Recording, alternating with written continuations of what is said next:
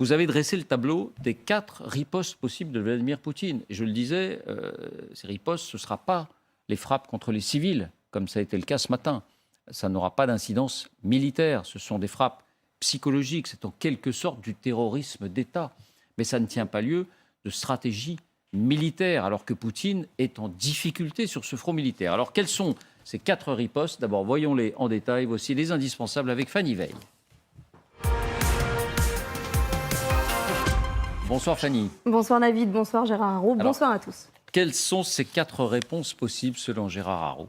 Eh bien, la première hypothèse que vous évoquez, Gérard Haraud, mais que vous écartez presque aussitôt, c'est celle d'un statu quo suivi d'une négociation. Dissimuler, dites-vous, son échec et rechercher un cessez-le-feu. Pourquoi ce serait peu plausible? Tout simplement parce que, pour vous, les Ukrainiens n'en voudraient pas, sous-entendu, la dynamique militaire et de leur côté. La deuxième hypothèse, c'est celle qui inquiète une grande partie du monde, celle de l'usage d'une arme nucléaire tactique. Une bombe atomique de champ de bataille comme celles qui ont frappé Hiroshima ou Nagasaki en 1945 par exemple. Vladimir Poutine la lancerait sur des troupes de Kiev, voire sur une ville ukrainienne. C'est ce scénario que Ramzan Kadyrov, Evgeny Prigojine et les plus durs de l'entourage de Vladimir Poutine appellent de leur vœu. Mais vous nuancez immédiatement. D'abord parce que les porte-paroles officiels de Moscou ont toujours eu soin de réaffirmer la doctrine traditionnelle de dissuasion qui fait de cette arme le recours ultime en cas de menace existentielle. En sommes-nous donc au stade de la menace existentielle? Sans doute pas encore selon vous. Il n'y a, dites-vous, rien qui justifie le franchissement d'une ligne rouge qui susciterait l'indignation générale dans le monde. Deuxièmement, vous ajoutez, on voit mal quelle serait la cible d'une telle frappe. Une ville ou une base ennemie, l'armée ukrainienne elle-même, mais elle n'est pas suffisamment concentrée pour cela. C'est aussi le sentiment d'Hélène Carrère-Dancos. Écoutez, elle était l'invitée ce matin d'Adrien Gindre sur LCI. On parle du nucléaire comme si c'était quelque chose de banal. Il ne faut pas le banaliser, hein. C'est quelque chose d'effroyable. Et vous pensez que Poutine ne l'a pas non plus banalisé? Je ne crois pas. Je ne crois pas. En tout cas, il sait que ça n'est banalisé pour personne et que le prix en serait effroyable. Parce qu'on dit aujourd'hui il est un paria aux yeux de la communauté internationale. Non, il est un paria aux yeux du monde occidental, mais il y a des pays qui ne le considèrent pas totalement comme un paria. Il y aurait ça. Il y aurait le fait que son pays serait complètement isolé. Voilà. Après, la question, c'est Poutine est-il raisonnable? Et que sait-on exactement de son état d'esprit? Mais on aura peut-être l'occasion d'en dire un mot. Quelles sont alors les hypothèses les plus probables selon Gérard Haraud, Fanny? Eh bien, la première hypothèse la plus probable, c'est celle d'une déclaration de guerre en bonne et due forme, avec à la clé une mobilisation générale. Il ne s'agirait plus d'appeler 200 ou 300 000 nouveaux combattants, mais la totalité ou presque des hommes en âge de combattre. Poutine pourrait invoquer un précédent. Vous rappelez que c'est ce qu'avait fait Joseph Staline en 1941. Face à l'invasion par l'Allemagne nazie au mois de juin, tous les hommes d'Union soviétique de 19 ans et plus avaient reçu l'ordre, l'obligation de rejoindre l'armée rouge. Cette hypothèse a évidemment un intérêt crucial pour Vladimir Poutine, avoir l'avantage du nombre sur le champ de bataille. C'est aussi l'hypothèse privilégiée par Pierre Servan. Écoutez, il était hier soir l'invité d'Amélie Carrouer.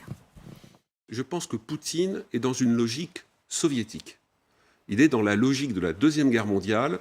Face aux nazis, aux nouveaux nazis ukrainiens, il faut des poitrines. Il faut mettre des épaisseurs de chair à canon.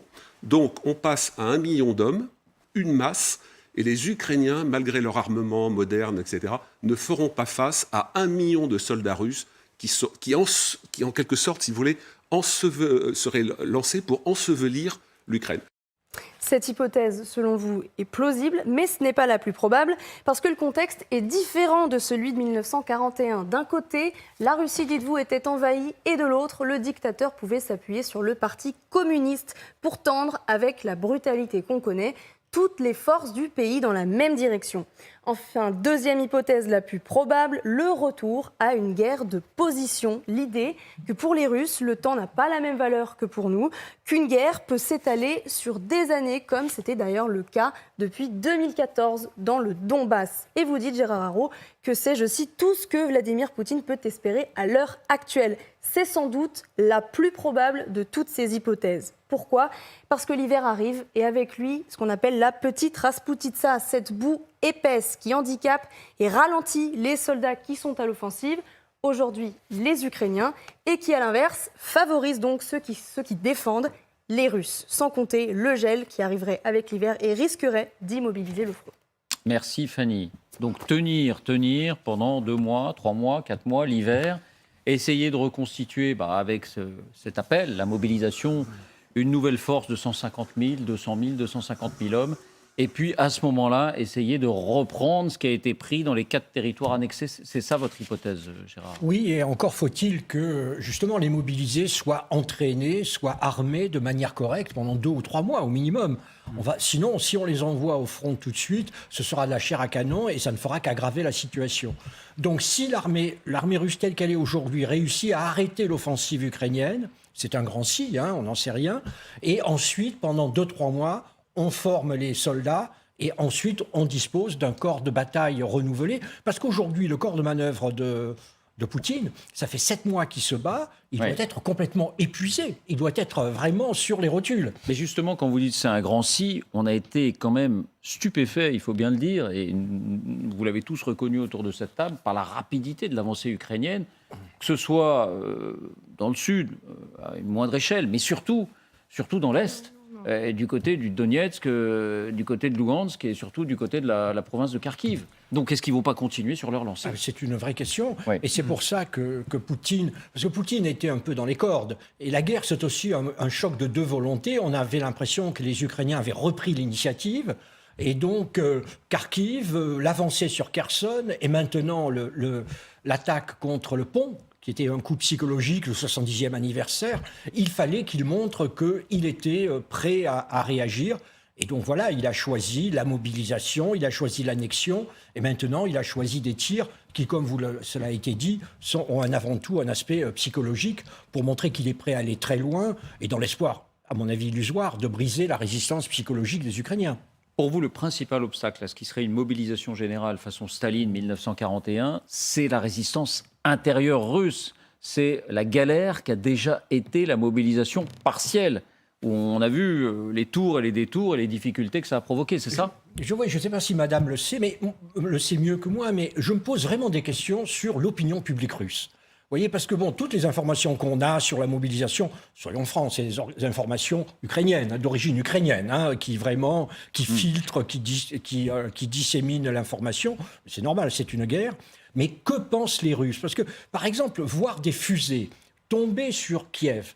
Kiev, d'un point de vue esthétique, si j'ose dire, c'est une ville russe, avec les bulbes, l'architecture impériale, l'architecture stalinienne. Et puis, beaucoup de Russes ont des cousins ukrainiens. Est-ce que la population russe, comment la population russe ressent-elle ça? C'est quand même différent de faire face à l'invasion nazie en 1941. Et puis de nouveau, comme je l'ai dit, Staline, il avait le Parti communiste pour fusiller toute personne qui n'était pas prête à suivre. Or, Poutine, même si c'est un régime autoritaire, n'a pas la même emprise sur la société. Donc je pense que dans les semaines, les mois qui viennent, il y aura 2 sujets intérieurs. D'un côté, les Européens, est-ce qu'on va tenir avec l'inflation, avec le gaz fermé, avec la crise économique, la récession? On est plutôt bien parti pour tenir, pardon. Je pense qu'on peut tenir, mais nous verrons. 4% de récession en Allemagne, ça va être dur. Ça va tanguer, en tout cas. Et de l'autre côté, du côté de l'opinion publique russe, parce que là, pour le moment, c'est les cercles nationalistes autour de Poutine, comme vous l'avez dit, mon général, qui font pression sur Poutine de monter les enchères. Mais de nouveau, les Russes, c'est pas ces talk shows, vous savez, de télévision qu'on nous montre avec Solovyov qui délire. Il y a une population russe. Que veut-elle? Comment va-t-elle réagir? Les Ukrainiens, il faut le dire, sont persuadés que la population russe est au moins complice par passivité. On l'a entendu souvent, et là, à l'occasion de ce prix Nobel, qui a rassemblé dans un même prix des Russes, des Ukrainiens et des Biélorusses, a suscité beaucoup de réactions négatives en Ukraine. Vous nous associez, mais enfin, on ne les entend pas, ces Russes, protester contre cette guerre. Certains le font avec leurs pieds à partir du moment où eux doivent être mobilisés. Mais que n'ont-ils protesté que lorsque nous étions martyrisés au début de cette guerre? Donc c'est vrai que les Ukrainiens, ils ont ce sentiment-là. Petit tour de table, est-ce que vous pensez vous aussi que c'est l'hypothèse principale, celle de on gagne du temps côté russe, on essaie de reconstituer une force et on joue sur l'hiver pour ensuite essayer de contre-attaquer? Totalement, je pense que c'est cette 4e option la plus probable, qui va dépendre en fait de deux critères. Le premier, la capacité des Ukrainiens à poursuivre l'exploitation des victoires initiales. C'est-à-dire, est-ce qu'ils sont capables d'aller beaucoup plus loin? La deuxième, la météo. Je regarde régulièrement la météo. Il fait beau en Ukraine. Actuellement, à Kharkiv, à Kherson, il fait beau. Le temps est sec. Donc, c'est en faveur des Ukrainiens. Maintenant, si dans une semaine, dans 15 jours, les pluies qui tombent actuellement, enfin d'habitude, tombent, eh ben, on va voir les images qu'on a vues tout à l'heure. Mais donc, ça dépend beaucoup de ces deux critères, parce qu'aujourd'hui, je trouve que je vois mal les Russes se rétablir. Si l'exploitation des victoires ukrainiennes, aussi bien à Kherson, vous le signalez tout à l'heure, 15 000 Russes quasiment, qui sont enfermés avec Ils sont sur le point d'être isolés. Exactement. Et l'offensive au nord qui approche de Lysychansk, si ces offensives continuent, c'est-à-dire que la dynamique de la victoire l'emporte et que c'est la dynamique de la défaite chez les Russes et que la météo reste bonne encore pendant 3 semaines, un mois, mais ceci étant, ça n'empêchera pas les Russes de bétonner au nord de la Crimée, dans le Donbass, à d'autres endroits, et puis d'attendre effectivement, parce qu'aujourd'hui, les réserves qui sont préparées ne sont pas en mesure de contrer l'offensive ukrainienne. Il faut préparer les hommes, les entraîner, les équiper, et ça prend 3 à 4 mois. Juste une parenthèse, puisque vous disiez ce qu'on entend à la télévision russe n'est pas forcément l'opinion russe. Écoutons un peu ce qui s'est dit ces toutes dernières heures, après en particulier le bombardement du pont de Crimée. Et alors là, c'est vraiment un appel à une forme de guerre totale. Écoutons donc, là on va entendre en particulier le fameux Kartapolov, qui est l'équivalent de notre président de la commission de la défense à l'Assemblée nationale, mais c'est à la Douma. Écoutons. Это ведь не только военный объект. Это ведь символ. Это символ гордости России. И бьют-то по символам. И мы должны быть с вами готовы, чтобы продолжить бить по символам. Значит, у нас, Остроса, главный символ наш, это наш президент. Это наш гарант, это наша основа. И задача наша, вот всех, всеобщая задача, это сплотиться вокруг нашего президента. Обрыв. Обрыв, поэтому еще раз повторяю, как каждый должен на своем месте делать свое дело. Призовет Родина, даст в руки автомат. Мы возьмем в руки автомат и выполним задачу. Voilà. Alors, dans un autre extrait, Soloviev le dit aussi, ils disent, bon, maintenant il faut entamer la vraie guerre. Kadyrov disait tout à l'heure, ça y est, la vraie guerre commence avec ces bombardements contre les civils. Eux, ils disent, la vraie guerre, non, elle n'a pas encore commencé, mais c'était juste avant ces bombardements. Donc, pour tous ces durs, c'est l'hypothèse numéro 3. C'est-à-dire, il faut la mobilisation générale, il faut 1 million d'hommes, il faut lancer toutes nos troupes et il faut détruire l'Ukraine. L'hypothèse 3 est peut-être l'hypothèse 2 sur le nucléaire, mais on y reviendra dans un instant. Vincent, vous, quelle est votre, parmi les 4 évoquées, quelle est l'hypothèse la plus probable? J'observe qu'aucune n'est honorable, en tout cas n'est conforme aux objectifs que Poutine s'était assigné à l'origine. Et effectivement, on s'aperçoit que le salut de l'armée russe ne passera ni par le général Gerasimov, ni par Dvornikov, ni par le nouveau Sourovikine. Au passage, l'un et l'autre ayant été affublés du sobriquet de bouchers de Alep, puisqu'ils ont une partie de leurs états de service, ou de sévice d'ailleurs, en Syrie.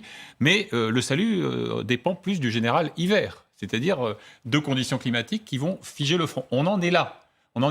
Cela posé, j'observe que, notamment dans les services de renseignement occidentaux, on n'écarte pas l'hypothèse que l'effet de submersion, malgré le côté pagailleux de cette mobilisation aujourd'hui partielle, peut-être demain générale, finisse par opérer. Et que d'une certaine manière, si dans le tas, si je peux me permettre, il y en a quelques dizaines de milliers qui sont opérationnels au printemps, donc après la grande Rasputitsa, le dégel, ça peut, encore une fois, si les fronts tiennent à l'est et au sud, ça peut changer un peu la donne. Mais on en est là, je veux dire, au Kremlin, on ne peut pas espérer mieux que cela. Ça va mal. Oui. Ça va mal. Pour vous, Galia, quelle est l'hypothèse la plus probable? Vous êtes d'accord avec Gérard Haro? Je pense qu'en effet, le gel pendant l'hiver est l'hypothèse la plus probable. Mais je voudrais quand même rappeler quelque chose, et je pense que c'est un très fort argument. pour ne pas même rêver à une mobilisation générale. Quand Hitler a commencé l'invasion de la Russie, dans les premières semaines et les premiers mois, il y avait tout de suite des millions de prisonniers. Pourquoi ? Parce qu'il y avait beaucoup de gens qui se souvenaient très bien des purges, qui se souvenaient de la famine artificielle en Ukraine et dans d'autres régions aussi, qui a fait peut-être plus de 6 millions de morts. Et qui ne voulaient pas se battre. Et qui ne voulaient pas se battre, parce qu'il y avait la découlakisation, la collectivisation, il y avait toutes sortes de souffrances infligées au peuple, et donc ils ne voulaient pas se battre. Je ne suis pas sûre qu'aujourd'hui, il y a plus de motivation qu'en 1941, quand même c'est la Russie qui a été envahie, Oui. et non pas elle qui envahissait un autre territoire. Et nous voyons aussi, vous savez, depuis l'annonce de cette mobilisation générale, il paraît qu'il y a... Partielle. Pardon.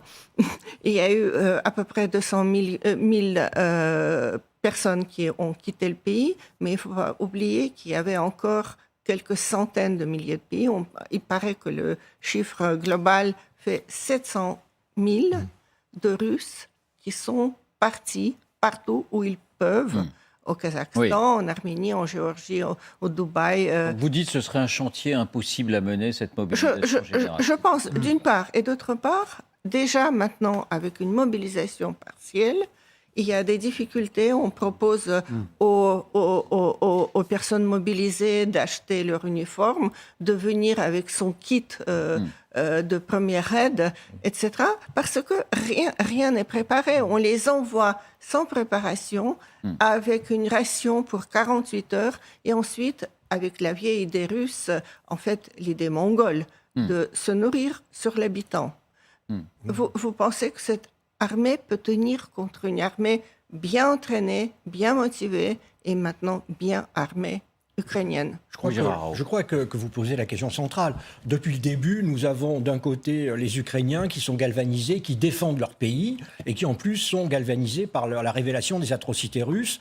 Et de l'autre, on peut se demander franchement ce que pense le soldat russe qui a été envoyé pour envahir l'Ukraine, qui pour tous les Russes est quand même un pays frère. Et donc on peut vraiment se poser des questions sur les motivations des Russes. Et là on revient sur la question que je me pose de quelle est la réaction profonde de l'opinion publique russe maintenant qu'elle a été entraînée dans la guerre. Jusque-là, Poutine avait fait en sorte qu'elle soit à l'écart de la guerre. Maintenant, avec la mobilisation, elle est obligée d'être entraînée dans la guerre. Et elle voit ce soir, elle voit à la télévision, comme je l'ai dit, bombarder une ville sœur. Le nombre de Russes que je connais qui ont des cousins ukrainiens, enfin, il y a quand même une relation très forte entre les deux pays.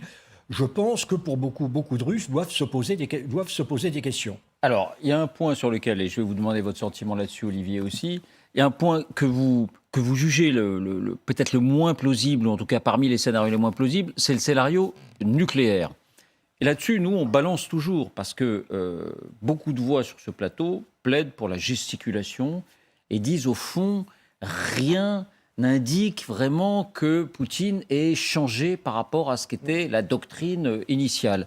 En même temps, on rencontre des gens qui nous disent « personne ne sait comment pense Poutine à l'heure qu'il est. Personne ne peut se targuer de connaître l'articulation de ses raisonnements, de ses sentiments et tout simplement de son attitude. » On entend des voix aussi qui nous disent, c'était le cas de Jean-François Colossimo hier soir sur cette antenne, qui disait « il y a maintenant une dimension mystique dans la guerre de Poutine, dimension politico-religieuse dans ce conflit. » Donc, et puis les Américains, on a le sentiment qu'ils la prennent très au sérieux. Donc, entre ceci et cela, vous estimez, Gérard Haro, qu'il faut plutôt privilégier ceci et qu'il n'y a pas trop de risques? À vrai dire, j'essaye de m'en persuader aussi, parce que j'ai aussi écouté M. Colossimo, puis j'ai écouté d'autres spécialistes qui parlent en effet de cette sorte d'exaltation de Poutine. Mais si vous adhérez ou si vous suivez cette explication, la seule conséquence, c'est fini, on n'a plus rien à faire, et il faut espérer que Poutine se suicidera dans les ruines du Kremlin. Vous voyez, et donc moi je suis diplomate, et même s'il y a une chance sur 100, il faut essayer de négocier. En ce qui concerne le nucléaire, par définition... Quand vous dites si- négocier, à quoi faites-vous allusion? Eh bien, dès qu'il y aura une négociation possible, il faudra essayer de négocier. Ce qui n'est pas le Et cas c'est aujourd'hui. aujourd'hui, c'est la guerre. Les deux côtés ne sont absolument pas prêts à aller à la négociation. Et en ce qui concerne le nucléaire, eh bien, on est obligé d'essayer de considérer que Poutine a sa propre rationalité, et je pense qu'il a sa propre rationalité. Et dans cette rationalité, je ne vois pas l'utilité de l'utilisation d'une arme nucléaire tactique. À quoi ça servirait? Il ne peut pas frapper l'armée, comme je l'expliquais, l'armée ukrainienne qui est imbriquée dans l'armée russe. Il ne va quand même pas frapper Odessa. Donc voilà, il fera une démonstration, mais cette démonstration ne changera pas le cours de la guerre, mais l'isolera, parce que alors là, les Chinois et les Indiens ont déjà manifesté, d'ailleurs, de ce point de vue, qu'ils réagiraient très très fortement. Et au contraire, il sait très bien que du coup, l'Occident s'engagera encore plus dans le soutien à l'Ukraine. Je pense que agiter la menace nucléaire, ça fait partie du plan pour terrifier les Européens. Vous voyez, ça fait partie du paquet cadeau qu'il est en train de nous envoyer dans l'espoir que le nouveau gouvernement italien et que d'autres disent en février ou mars, bon, on arrête, c'est trop cher. On a senti dans l'administration Biden quelques voix et on s'en est aperçu à l'occasion des révélations du New York Times sur le fait que les services ukrainiens étaient impliqués dans la mort, par exemple, de la fille d'Alexandre Douguine, qu'il ne fallait pas aller trop loin sur le sol russe, comme ça a été le cas sur Douguine. Et que ce type de provocation, je mets ce mot dans la bouche de cette partie de l'administration américaine qui pense qu'il s'agit de provocation. C'est-à-dire que tous les coups ne sont pas permis et qu'on risque d'exciter cette pulsion de l'apocalypse qui pourrait exister en Russie. Est-ce que vous, c'est un raisonnement que vous pourriez partager? Moi, je crois qu'on n'a pas assez souligné la retenue de l'administration Biden. Vous savez, d'abord, elle refuse de livrer certains types d'armements, comme les avions, comme l'artillerie à longue distance. C'est pas la première fois que les Russes font une gesticulation nucléaire, les Américains n'ont rien dit. À un moment, je ne sais pas si vous vous rappelez... Là, Biden, quand même, ces derniers jours... Mais Poutine avait dit, je mets en alerte maximale les forces nucléaires stratégiques. Les Américains, absolument, s'étaient absolument tus. La fuite sur l'assassinat de la fille de Douguine, moi j'ai la même interprétation que vous. C'est quand même un avertissement américain aux Ukrainiens sur le thème « n'allez pas trop loin ».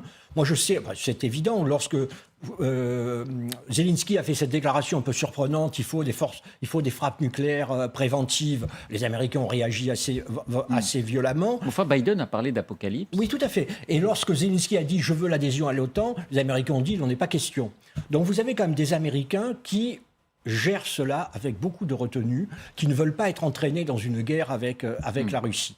Mais il y a eu l'avertissement de Biden auquel vous vous référiez.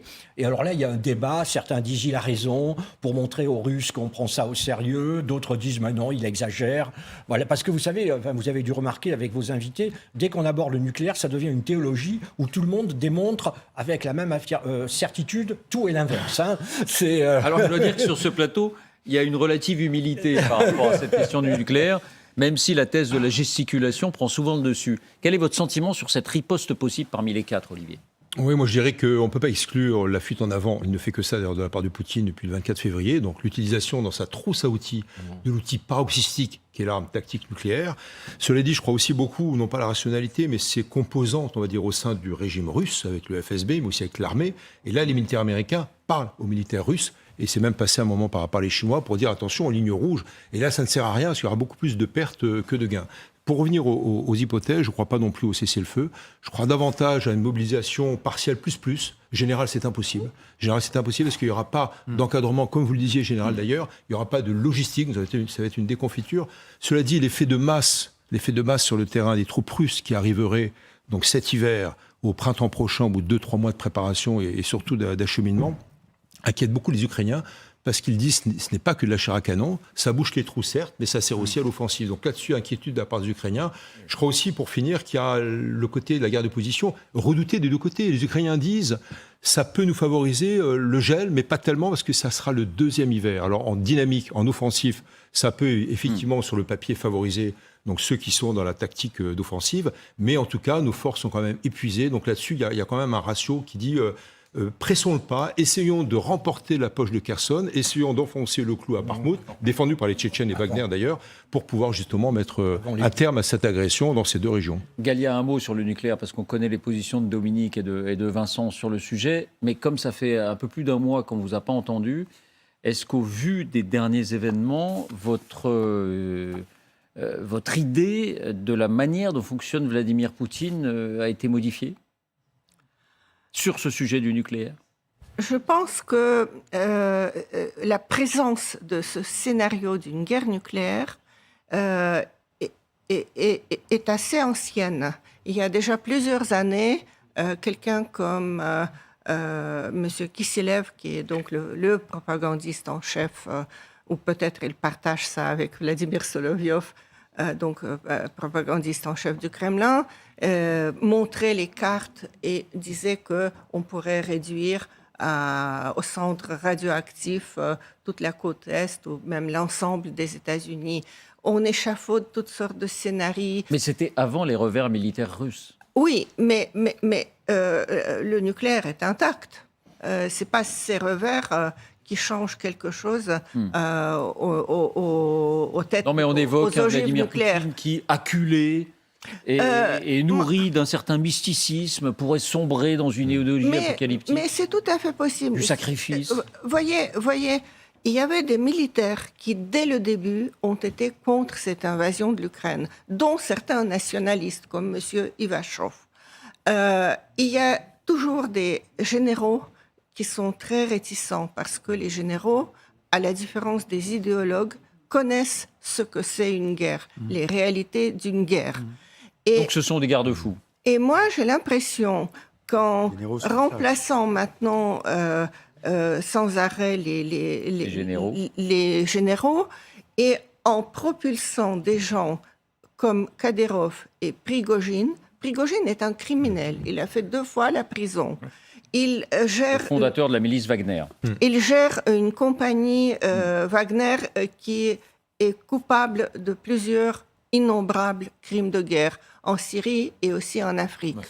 Vous n'êtes pas plus inquiète que cela? Non, je suis très inquiète parce que quand il approche de lui des gens comme Kadyrov et comme Prigojine, qui sont tout simplement des criminels et des sanguinaires, c'est tout comme, si vous voulez, mutatis mutandis, quand l'Allemagne, à la fin, a déclaré une sorte de guerre totale, Hitler a privilégié Waffen-SS aux généraux qui étaient prêts à négocier un accord séparé avec les alliés américains et britanniques. C'est-à-dire, il va dans quelque chose d'extrême.